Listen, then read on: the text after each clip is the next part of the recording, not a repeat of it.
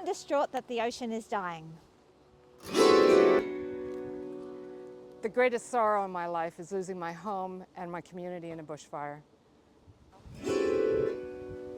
Oh no, my house is getting flooded. My garden is really dry and my seedlings are dying. I wanted my grandchildren to see the Great Barrier Reef.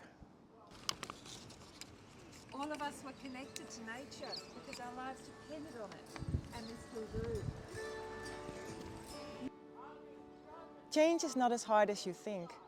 We can listen to the wisdom of First Nations people, and we can apply the scientific evidence that has been provided by so many researchers. And what you will find is that reconnecting with nature is easy and fun to do. It will bring you so much joy and a deeper connection with yourself too.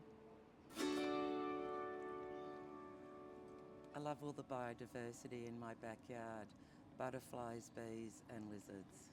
Healthy oceans means healthy people.